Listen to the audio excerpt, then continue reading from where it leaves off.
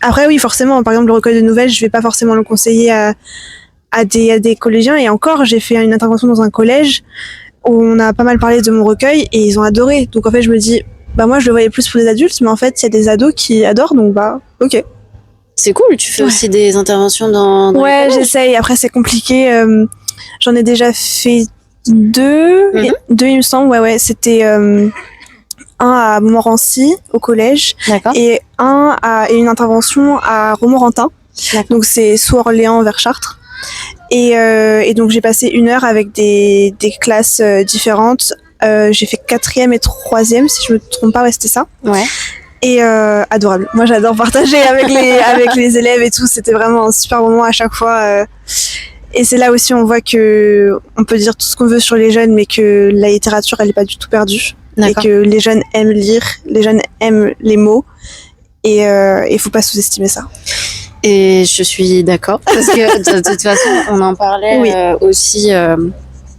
Avant de lancer le podcast, on en parlait, c'est que, j'ai travaillé en lycée pendant 4 ans, et je travaillais avec des jeunes qui ne lisaient pas forcément, mais qui ne lisaient pas forcément ce qu'on leur imposait. Exactement. Et c'est différent parce que ce qu'on imposait, même nous à notre époque, c'était beaucoup de classiques, beaucoup de choses finalement dont on comprend pas forcément. Il y a plusieurs facteurs qui rentrent en compte. Le fait que l'époque soit pas la même, le fait que le vocabulaire ne soit pas le même. Le but du livre aussi qui est pas forcément adapté au public de cet âge-là. Exactement. Et je sais que déjà, moi à mon époque, j'y allais pas.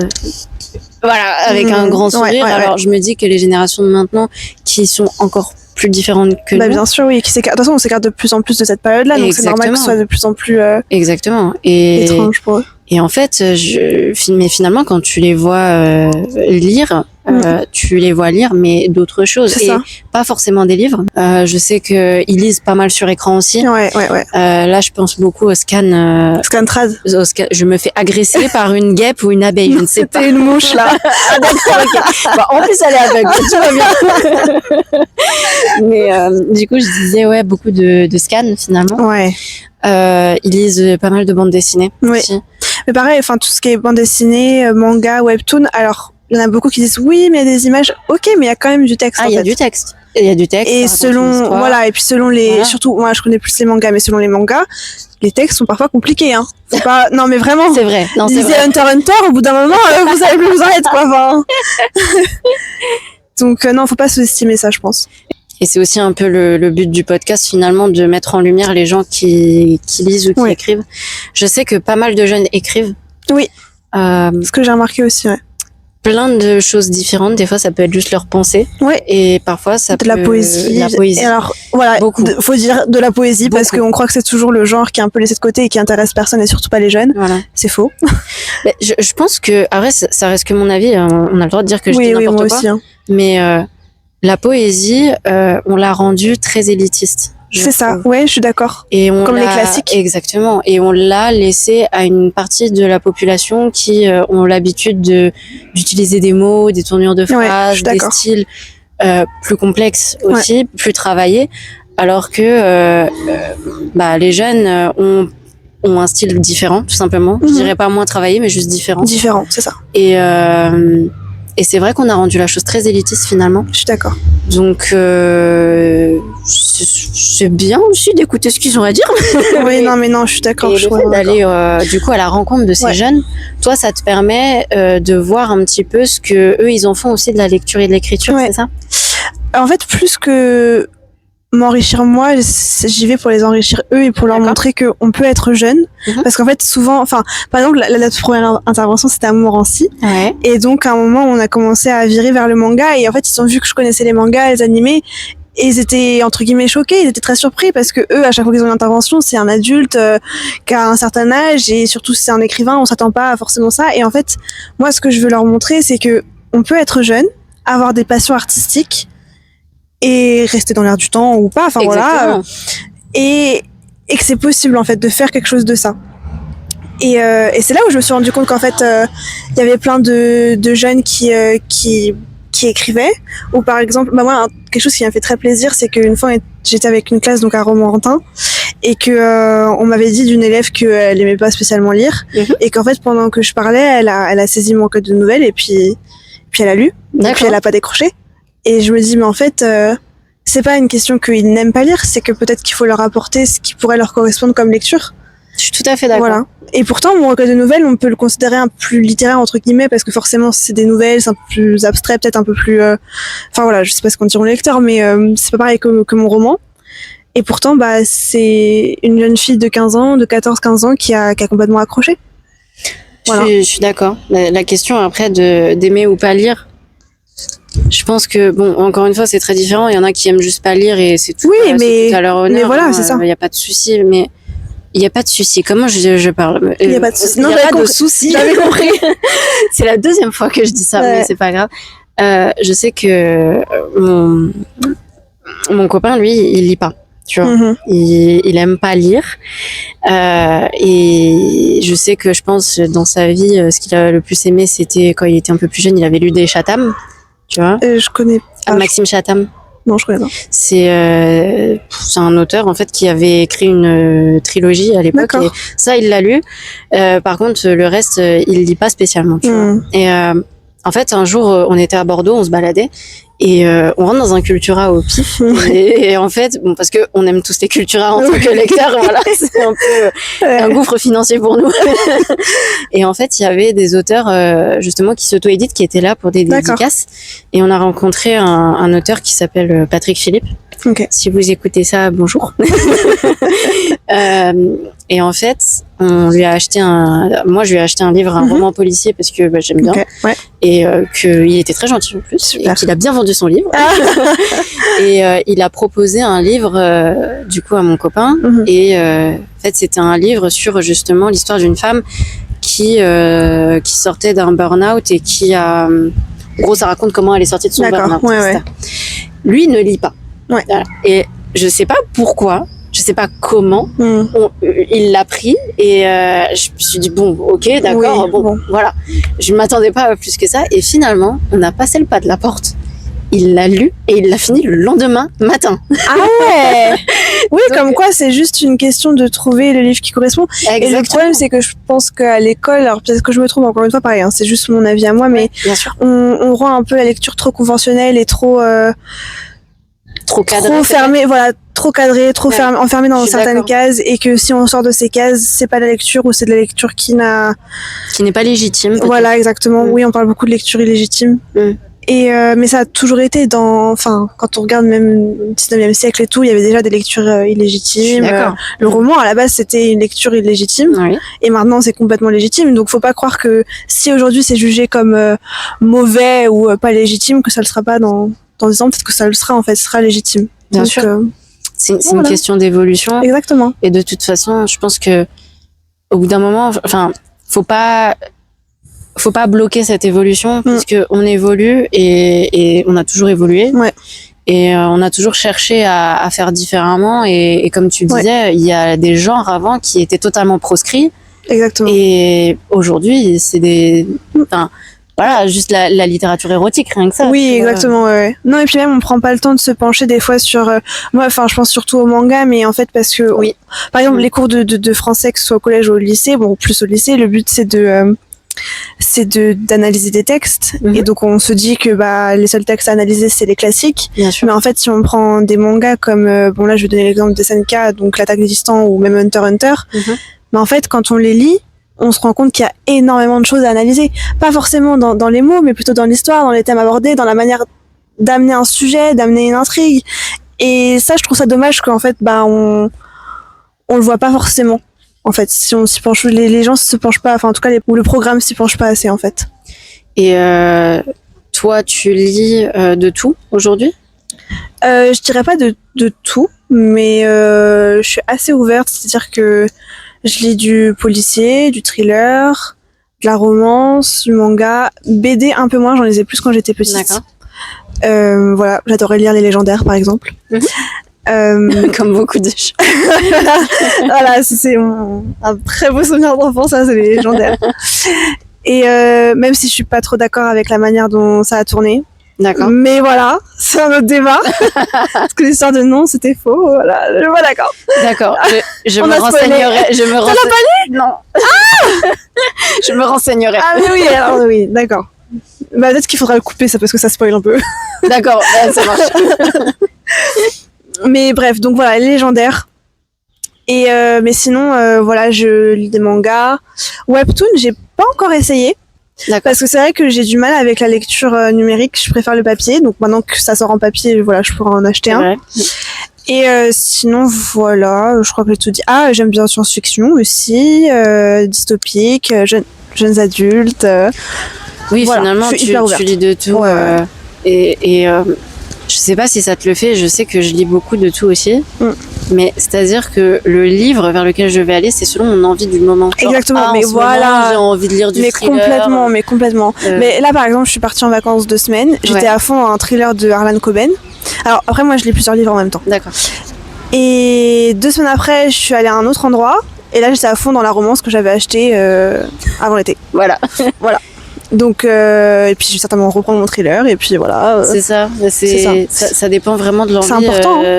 Mais c'est ça. Je pense qu'il faut s'écouter dans ce qu'on a envie de lire. Ouais. Parce qu'il y a beaucoup de gens qui se forcent à lire en se disant ah tiens il faut que je lise ça pour ma culture. Et bah voilà. Lis parce que t'as envie. Exactement. Surtout. Et puis pareil, enfin moi j'avais une période où j'aimais bien les feel good et du coup je me suis un peu enfoncée dans ce genre. Ouais. Et en fait à chaque fois j'étais déçue parce que je pense que c'était juste pas mon mood du moment, c'était pas ce dont j'avais besoin de lire. Et du coup j'ai fait une petite pause avec les feel good et puis voilà. Mais j'y reviendrai certainement. Enfin voilà. Oui, c'est ça. C'est une question d'évolution finalement. Oui, c'est ça. Et puis de moments dans la vie où t'as besoin de lire ces livres-là ou ces livres-là. Ok. Voilà. Et du coup, au niveau des librairies, oui.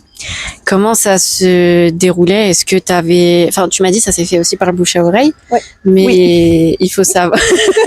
Le micro est très long.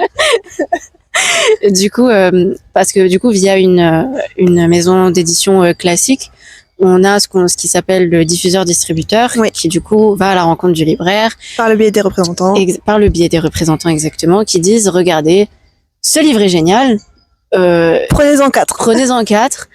Monsieur, je peux en prendre que 2. Bon bah 3. C'est la négo. C'est la négo. Et ensuite, on a du coup le distributeur qui lui approvisionne. Oui. Et qui stocke aussi. Et qui stocke, exactement.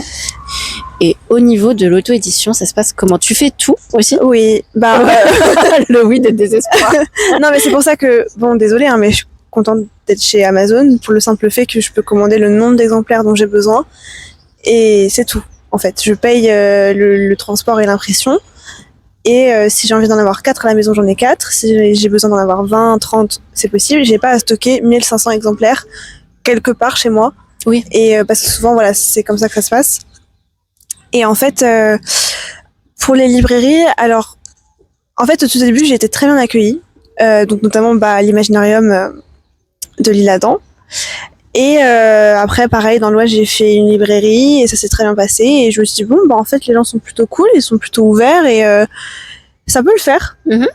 Et en fait, plus j'ai continué et plus je me suis rendu compte qu'on me prenait pas au sérieux parce que j'étais jeune. Qu'en plus, j'étais auto-éditée, donc genre aucune légitimité parce que je sais pas du tout ce que son travail, enfin, que ça vaut parce que t'as même pas une maison d'édition qui peut me certifier qu'il y a un minimum de bon sens dans ton livre ou de qualité.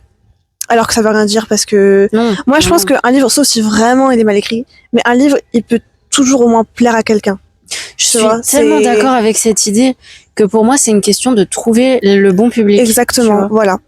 Et donc en fait j'ai commencé à aller dans les librairies où on me disait ah non on prend pas d'auto-édité, ou alors une fois j'étais très mal reçue et je suis arrivée et en fait j'ai expliqué que voilà j'étais en auto-édition sur Amazon et là tout de suite on m'a dit ah déjà on va mal s'entendre. Oh, et donc là je me suis dit en fait madame j'ai pas le choix. J'aimerais bien être chez quelqu'un d'autre qu'Amazon, mais en fait c'est eux qui permettent d'avoir le meilleur rapport qualité-prix. Je suis étudiante, j'ai pas l'argent de dépenser des milliers dans des imprimeurs. Oui bien sûr. Et donc voilà, et donc ce jour-là franchement ça a été ça a rien changé au fait que je croyais en mes livres et que voilà, mais je me suis rendu compte que ce serait un peu plus compliqué que c'était au début on va dire. Et voilà, donc cette librairie a accepté de prendre un exemplaire de mes livres. Ils ont pas voulu faire de séance dédicace parce qu'ils disaient que qu'ils en faisaient plus parce que ça faisait fuir les lecteurs, que leur librairie était trop petite pour accueillir, que avant ils avaient eu beaucoup de dépôts-ventes d'auto-édités et qu'en fait ils venaient jamais récupérer leurs livres. Donc aussi à ça, il y a les mauvaises expériences des deux côtés et du coup j'ai laissé mon livre histoire de dire que je laissais mon livre, mais j'avais très bien conscience que ça servirait à rien parce qu'en fait un livre s'il est pas connu et qu'on le range dans une étagère entre 5000 autres livres, personne va le prendre et il va rester sur l'étagère jusqu'à ce que l'auteur vienne le rechercher. Bien sûr. Et c'est pour ça que les séances dédicaces c'est super important parce que c'est ce qui permet de faire connaître et de discuter aussi, d'échanger, et donc après ça crée aussi un lien et on connaît, et donc la prochaine fois on sera plus à même d'acheter le livre de cette personne si bien sûr ça nous a plu. Mais voilà. Et par contre j'ai fait des espaces culturels chez Leclerc. Oui. Ça s'est bien passé franchement. Ouais. À plusieurs reprises. Surtout celui de Chambly. Et il est très joli celui de Chambly. Ouais. Il est bien séparé du Leclerc. Oui. Non, franchement, ils sont très accueillants là-bas. D'accord. Et ça fait plaisir en fait parce que juste le fait de se dire je suis pas prise pour une petite jeune qui vient faire son truc histoire de, tu vois. Mais comment ça se passait pour une séance de dédicace, par exemple, admettons dans une grande surface type Leclerc, tu vas les voir et tu leur poses la question. Ouais, je vais voir le responsable du rayon littérature. Ok. Et puis je leur dis bonjour, je présente mes livres, je suis en autre édition et je voulais savoir si c'était possible de faire une séance de dédicace, d'organiser une séance de dédicace. D'accord. Et puis ils disent oui ou non et voilà. Mais généralement, franchement, les espaces culturels, ils font pas de complications, ils sont très open. Ouais. Ah, c'est cool. Ouais, non, là-dessus, oui. Et puis même, il y a le pourcentage qui se prennent qui est beaucoup plus bas que les librairies. Et parce que sur le livre, faut savoir que le prix du livre est divisé en parts en fonction de ceux qui interviennent, forcément. Exactement. Donc là, disons qu'il y a Amazon parce que lui il imprime, donc je paye l'impression, donc lui il se prend sa part. Il y a le libraire qui se prend sa part et il y a moi. D'accord. Donc déjà, chose sympa, c'est que comme je suis auto-édité, l'éditeur, il n'y a pas d'éditeur, donc il se rend pas de part. Parce qu'il faut quand même savoir qu'un auteur qui est en maison d'édition, il reçoit 2% du prix de vente, 10%. Selon les domaines. Ouais. Selon les domaines, je sais que dans la jeunesse illustrée, ils prennent 2%. C'est très dur d'aller au-delà des 8%. Ouais, c'est ça. Et voilà, c'est ça. En fait, 10%, c'est quand on est un auteur connu, généralement, c'est vrai. Mais donc voilà, donc en chiffres, on va dire que sur un livre à 20 €, l'auteur, il va récupérer grand maximum 2 €. Exactement. Et donc en fait, c'est là où on comprend pourquoi il y a si peu d'auteurs qui font ça comme métier à temps plein, parce que en fait, pour se faire un salaire, c'est compliqué. C'est très compliqué, ouais. Bref, donc voilà. Donc moi et puis en librairie ils font presque toujours des pourcentages moins élevés parce qu'ils savent que je suis en auto-édition et que donc c'est plus compliqué. Donc ça franchement j'apprécie le geste. Mais voilà, souvent quand c'est pour moi on communique pas trop, on me tient pas trop au courant, on me prend pas trop au sérieux quoi. D'accord. Alors que moi sans aucune prétention, les retours lecteurs que j'ai, c'est juste incroyable. Je suis super contente que mes livres plaisent autant. Et donc je considère que que j'ai toute ma place en tant qu'autrice et dans une librairie, voilà. C'est juste que tu n'arrives pas sur les étagères de la même manière que c'est ça exactement que les autres effectivement. Mais ça veut dire que tu dois aussi entre guillemets un peu plus te battre pour avoir pour être mise en avant finalement. Complètement. Par exemple, j'ai déjà demandé plusieurs fois à avoir des coups de cœur sur mes livres. On n'en a jamais fait parce que ils ont pas pris le temps de le lire. Il y a un livre que j'ai laissé depuis le mois de je sais pas, mais ça fait au moins 6 mois que le livre il est dans une librairie. J'attends qu'on me fasse un retour. Je suis allée les voir et ils m'ont dit attendez, on veut bien le garder encore un peu pour lire. Et là on est fin août, j'ai toujours pas de nouvelles. Et en fait c'est juste toujours. Et puis pareil, faut aussi réclamer l'argent parce que sinon ils le gardent. Aïe. Donc il y a plein de complications qui font qu'il faut vraiment faire attention à tout. Et voilà, j'avais laissé mon livre dans une librairie sur Paris. C'était la première librairie parisienne. J'étais super contente parce que pareil sur Paris, il y a beaucoup de librairies qui ne prennent pas d'auto-édition. D'accord. Tout simplement. Et j'ai plus de nouvelles de la librairie. Je crois qu'elle a fermé et que je reverrai jamais mes livres. Oh mon Dieu, oh non. Voilà. Et ça fait 1 an. Voilà. Et en général, les librairies qui acceptent ton livre te prennent combien de livres à peu près? 2. D'accord. 2 livres et c'est sur une durée de 6 mois et s'ils se vendent pas, je les récupère. Bien sûr. Mais le problème, c'est que si on n'organise pas de séance de dédicace, c'est sûr qu'ils vont pas se vendre. Ah, ça, c'est sûr. Voilà. Et donc, des fois, je préfère pas les laisser parce que, en fait, je sais que en fait, si je les laisse, ça va juste être une contrainte pour moi de me dire, ok, il faut que j'y pense dans 6 mois, aller les récupérer, que je dégage du temps pour aller les récupérer en sachant que je vais pas gagner d'argent. Enfin, c'est un peu inutile. Et ouais, je vois. Ça a l'air d'être assez compliqué mais quelque part, tu te voyais pas être publié via une maison d'édition non plus? Non, j'ai jamais essayé parce que y a plusieurs raisons. Alors, c'est un peu marrant parce que je veux devenir éditrice, mais t'inquiète pas. Mais justement, je suis pas d'accord avec ça. C'est que en sachant que c'est mon premier manuscrit, ils auraient été très directifs dans le sens, ils auraient mis leurs conditions. C'est ça. C'est je le prends, mais si tu changes ça, si tu fais ça. Et moi, mon livre, je le voulais comme moi je le voulais. Pareil pour la couverture, j'avais discuté une fois en salon avec un auteur qui était dans une petite maison d'édition. Et il m'avait expliqué qu'en fait, il avait le choix de 3 couvertures. Et s'il était d'accord avec aucune des couvertures, il prendrait l'une des 3 quand même.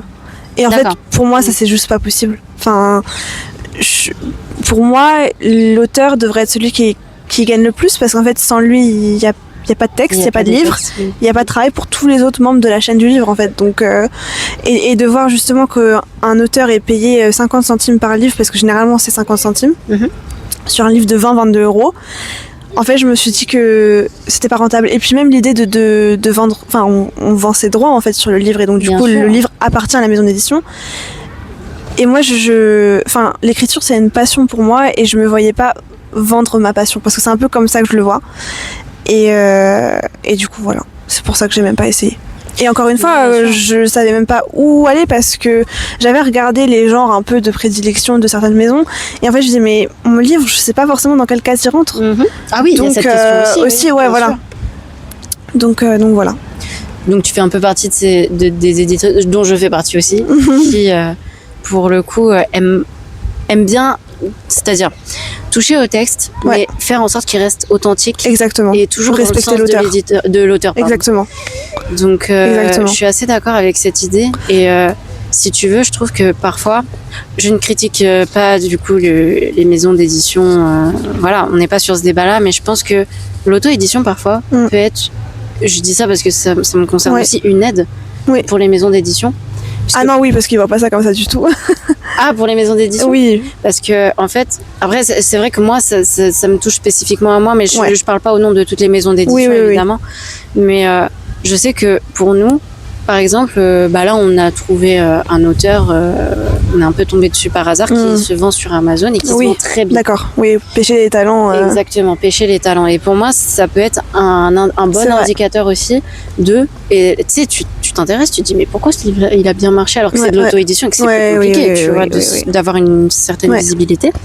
Et il se trouve qu'en fait, c'est une des meilleures ventes Amazon, enfin, ça a été une des meilleures ventes Amazon un temps donné. Trop bien. Et en fait, je vais sur ses réseaux, il a même pas 200 abonnés. Voilà. Et en fait, tu te dis, mais comment il a réussi? C'est qu'il y a quelque chose. Donc au final, on commande son livre, machin, on le lit et on se fait, ah ouais, c'est un truc de fou. Ah, c'est génial. Ah, c'est un truc de fou. Et là, tu te dis, en fait, qu'il y a beaucoup de maisons d'édition qui diabolisent l'auto-édition. Mais bien sûr. Alors que parfois, ça peut être un bon... Alors, il y a de tout par contre, parce que... Ça, je suis d'accord. On voit des livres auto-publiés, on se dit, mais qu'est-ce après, faut bien chercher, effectivement. Oui, voilà. Faut bien tomber. Il y a de tout, c'est comme partout. Enfin, il y a des pépites et il y a des livres beaucoup moins bien. Exactement. Et je me dis, comme parfois, ça peut être un moyen de négociation aussi pour un auteur, de dire comme tu disais, oui monsieur ou madame, voilà, vous aurez 2% sur le prix du livre. Il va faire, alors non, parce que je suis une des meilleures ventes, je sais pas quoi. Du coup non, tu t'en vas. Et quelque part, je me dis que ça peut être, au lieu de, parce que comme je te disais, du coup, il y a beaucoup de maisons d'édition qui le voient comme un ennemi. Oui. Alors qu'en vrai, on pourrait presque voir ça, une menace, alors qu'on pourrait presque voir ça comme un allié finalement. Mais oui, c'est vrai, je suis d'accord. Et le problème, c'est que personne s'y penche assez parce que. Et puis après, il y a les genres de prédilection de l'auto-édition. Moi, je sais que je vois beaucoup de fantastique et de romances qui sont auto-édités. Oui. Un peu de policier aussi. C'est vrai. Mais c'est surtout des trucs comme ça. Ou alors des livres locaux, on va dire. Sur... Un peu terroir. Ouais, voilà, exactement. Mais je pense que, En fait, j'ai l'impression, moi, ce qui m'embête le plus, c'est que quand on dit auto-édition, tout de suite, on voit quelque chose d'illégitime, de pas sérieux, de comme ça pour s'amuser. Et ça m'embête parce que, en tout cas, moi, personnellement, j'ai fait le travail de respecter les normes d'un livre, donc dans sa structure, le fait de mettre une petite alinéa avant chaque paragraphe, avant chaque tiret de dialogue, de mettre des tirets de dialogue spécifiques à un roman. Et en fait, le fait qu'on me laisse même pas ma chance de prouver que j'ai fait un travail sérieux et que vraiment j'y ai tout mis, on va dire, parce que c'est ma passion, et je trouve ça super dommage. Parce que même, les libraires, qu'est-ce qu'ils ont à perdre de m'accueillir dans leur librairie? Parce que ils me payent rien du tout. Puisque c'est soit en fait je viens, je vends rien et je repars et ils ont rien perdu, soit je viens, je vends et ils gagnent de l'argent. Donc en fait c'est ça qui me... Voilà. Et puis en plus c'est aussi là je suis je suis vers chez moi et donc ça me montre aussi que il pourrait aussi avoir le truc de se dire tiens on va promouvoir quelqu'un de chez nous aussi. Bien sûr. Et en plus elle est jeune, ça va permettre de montrer aux gens que les jeunes ils peuvent aussi faire des choses et tout ça. Et il n'y a pas trop ce mouvement là et je trouve ça dommage. D'accord. Et est-ce qu'il y aurait un conseil que tu pourrais donner aux gens qui ont envie de se lancer dans l'auto-édition? Faites-le. Bon, réfléchissez pas. Voilà. Non mais franchement après faut avoir faut quand même, on va dire que faut avoir quelques bases pour tout ce qui est couverture et tout. Après même, je vais dire, Amazon propose propose de faire ses couvertures directement sur le site. Ah ça je savais pas. Donc si vous y connaissez rien, vous pouvez... Après je sais pas ce que ça vaut, hein. Voilà. Mais il y a possibilité. Avec YouTube, on peut tout apprendre maintenant. Donc, et puis il y a plein d'auteurs auto-édités qui ont créé leur chaîne YouTube, qui ont leurs réseaux sociaux pour guider justement les nouveaux auteurs. Et franchement, moi, j'en suis quelques-uns vite fait. Alors plus parce que ils sont cool et que voilà. Mais il y en a quand même qui donnent de bons conseils et qui sont réalistes aussi, qui donnent la version un peu réaliste et pas juste magnifique de je suis sur Amazon, je gagne ma vie comme ça. Et franchement voilà, si c'est une passion, faut pas se laisser détruire parce que je pense que la passion c'est ce qu'il y a de plus pur. Donc si c'est tout au fond de nous-mêmes que ça nous prend au trip, faut pas lâcher. C'est que c'est notre voix. Et c'est des paroles très belles que j'entends aujourd'hui. Parce que c'est vrai que là ça s'étend plus au domaine de la passion finalement. On a envie de faire un truc parfois. Et tout nous freine.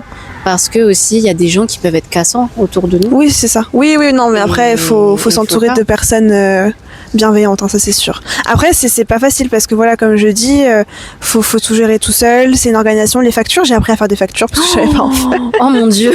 Après c'est des factures toutes simples hein. Mais il y a l'URSSAF aussi, savoir comment on se déclare auprès du gouvernement. Et puis eux aussi ils prennent de l'argent. Donc voilà.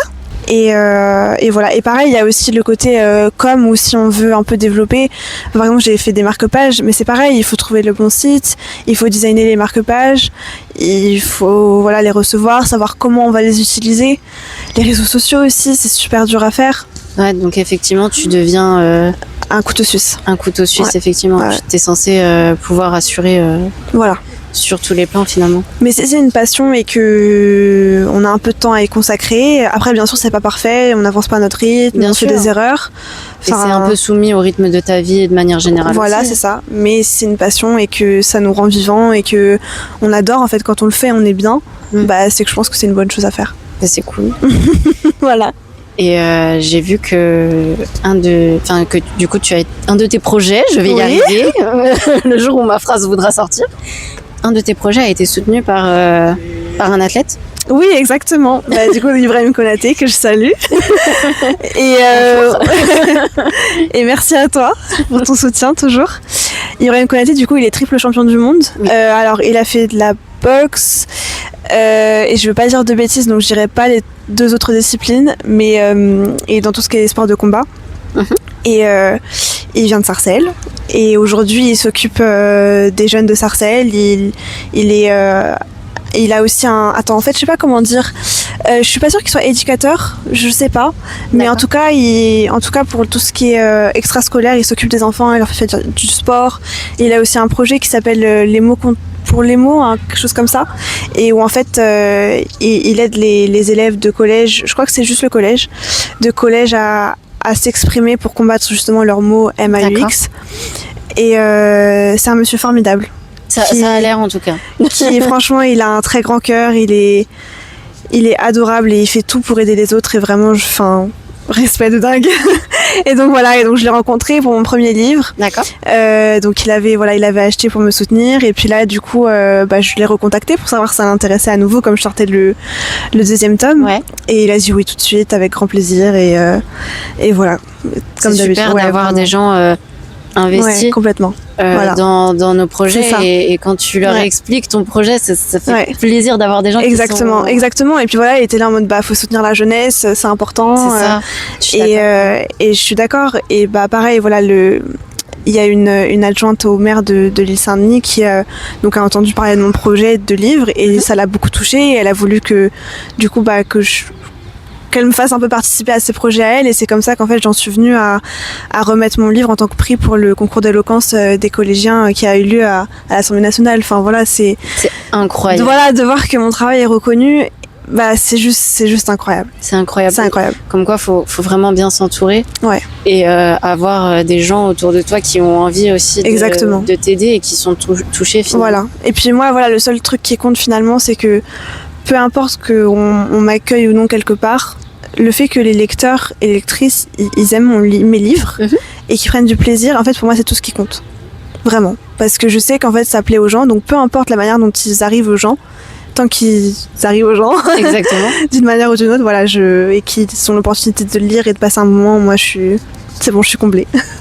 Écoute, moi aussi. Je dis ça comme si j'avais écrit un livre, mais pas du tout. Non, mais voilà. Mais par contre, un truc que je voulais dire, c'est que les librairies, il faut quand même prendre en compte que elles sont dans un statut actuel un peu compliqué. Exactement, oui, c'est ce que j'allais dire. Que c'est pas toujours facile pour eux de prendre des risques ou de s'ouvrir un peu parce qu'ils ont déjà tellement de mal à gérer leur commerce en fait et que c'est un métier qui est dur et qu'ils font ça aussi souvent par passion. Et voilà, donc je pense qu'aussi il y a le fait aussi, je pense que l'auto-édition a une image qui est fausse. Oui. Et que tout le monde croit que cette image est vraie, forcément. Oui, c'est ça. Mais donc voilà, l'histoire de l'auto-édition, c'est pour rigoler, n'importe qui peut le faire, c'est pas sérieux. Et que du coup, cette étiquette, elle colle à la peau, et que forcément, quand on va dans des lieux où qu'on parle dans le monde du livre d'auto-édition, tout de suite, il y a cette étiquette de c'est du léger. Oui. Alors qu'en plus c'est faux parce qu'il y a plein d'auteurs, par exemple Agnès Martin-Lugan qui est à la base, elle était autrice en auto-édition. Oui. Et en fait maintenant c'est une autrice qui vend énormément de livres, elle a été repérée et elle est en maison d'édition et elle en fait son métier. Enfin voilà. Donc ce qui montre aussi qu'il n'y a pas que des mauvais auteurs sur KDP, en auto-édition. Donc voilà, je pense qu'il faut plus faire confiance aux gens qui le prennent au sérieux bien sûr. Hein. Franchement, il y a un youtubeur qui est auteur en auto-édition qui s'amusait à en fait lire des livres auto-édités mais vraiment tiré par les cheveux et là effectivement c'était ridicule et franchement ça avait ni queue ni tête, mais cet auteur lui-même qui était justement aussi auto-édité, il faisait des livres incroyables, lui c'est du fantastique et ça marche et voilà, et ça montre que c'est possible d'avoir de bons auteurs qui sont en auto-édition juste parce que voilà, ils ont voulu faire leur truc à leur sauce et que voilà. Et parce qu'il y a du travail aussi derrière. Oui, bien sûr. Oui, voilà, c'est ça. Parce que c'est vrai, c'est une question que j'ai abordée dans le premier épisode. Il y a la question de se définir en tant qu'artiste ou écrivain, qui est très compliquée. Ouais. Et est-ce que toi, tu te définirais comme une artiste, une écrivaine, finalement ? Alors, je me définis comme une auteure, pas une écrivaine, parce que pour moi, une écrivaine, c'est vraiment quelqu'un qui consacre sa vie à ça. D'accord. Je dirais une auteure. Après, auteur-autrice, hein. Honnêtement, je saurais pas comment me définir parce que j'ai l'impression que ces derniers temps, tout ce qui a trait à mon livre, c'est tellement séquencé.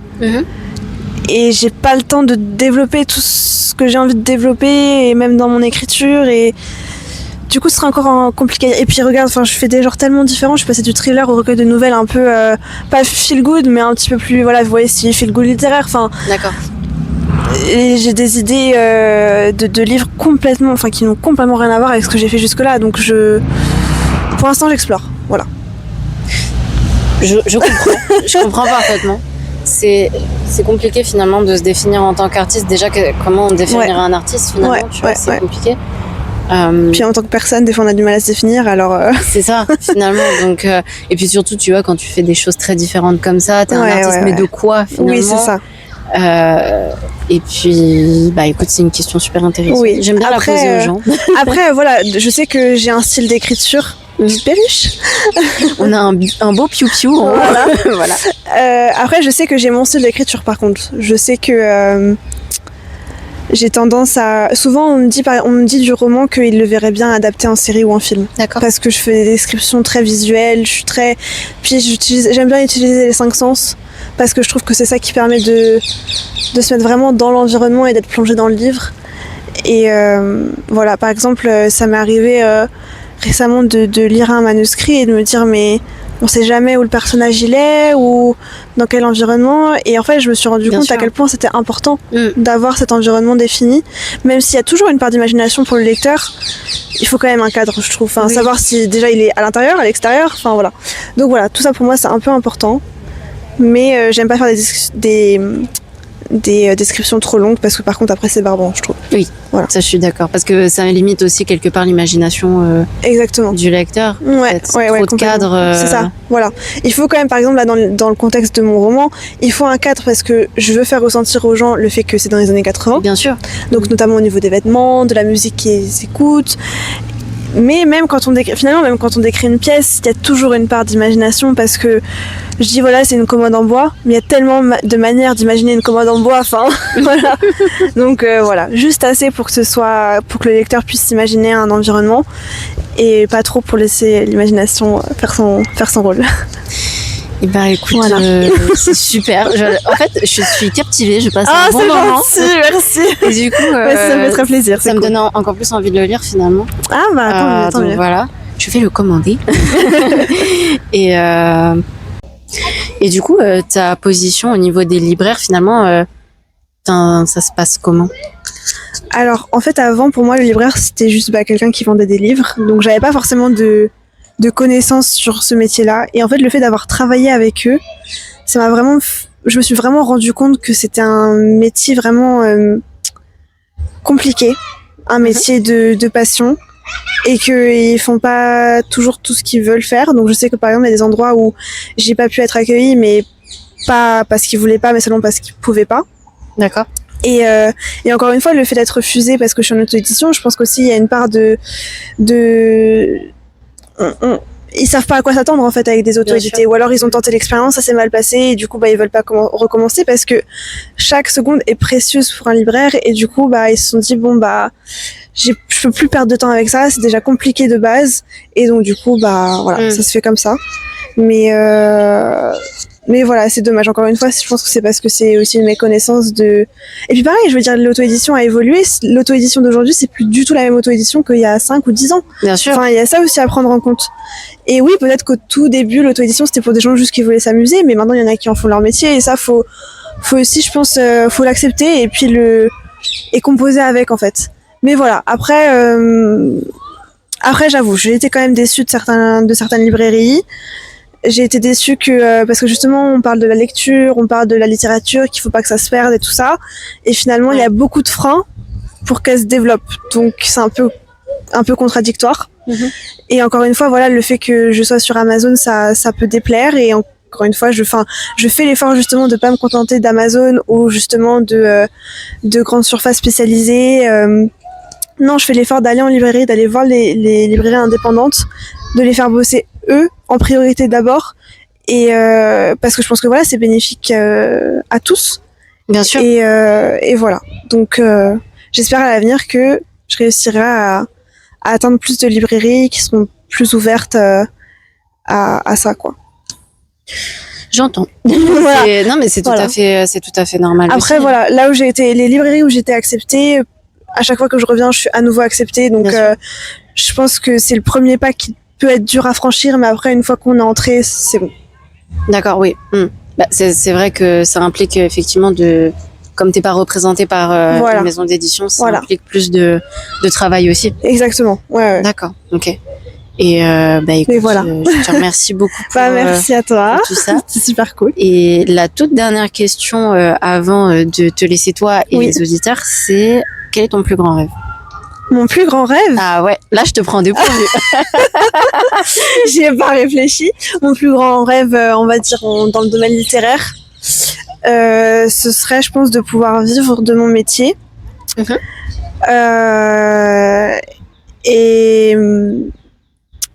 Et de toucher une échelle internationale dans le sens où j'aimerais bien aussi peut-être traduire moi-même mes livres. Trop bien. Et voyager pour les partager. Voilà. Ça, c'est une... Voilà. Tu vois, là t'as failli me lancer sur d'autres questions, mais je vais m'arrêter. Mais effectivement, la question de traduire ses propres livres, incroyable. Ouais, vraiment. Après, si je le fais parce que j'ai fait, dans ma licence d'anglais, j'avais des cours de version et comment s'appelle l'autre? De version et de version et de... Ah mon Dieu. Voilà, des souvenirs du Vietnam. Et de version, de thème. Exactement. Voilà, de version et de thème. Bon, c'est de la traduction, des cours de traduction. Voilà. Mais voilà, j'aurais quand même besoin, je pense, d'un professionnel ou d'une professionnelle avec moi, faire ça ensemble, quoi. Exactement. Mais voilà, ça pourrait être cool d'en vivre. J'aimerais beaucoup. Et de voyager pas mal pour pouvoir rencontrer les lecteurs à travers le monde. C'est un très beau rêve. Voilà, merci. Et bah écoute, je te remercie beaucoup d'avoir participé. C'était super, merci beaucoup. Bah pour moi aussi, j'ai passé un très bon moment. Également. Voilà. Et puis bah écoute, j'espère que vous avez également passé un très bon moment. Oui, j'espère aussi. Exactement, durant ce 3e épisode. On peut te retrouver sur tes réseaux? Voilà, sur Instagram. Donc mon Insta c'est Leslie YE à la fin _ Flores _ auteur avec un E à la fin. Sur Facebook, là je crois que c'est auteur Leslie Flores. D'accord. Sur Amazon si vous voulez aller voir les livres pour avoir le résumé directement et les avis parce qu'il y a aussi des avis sur Amazon.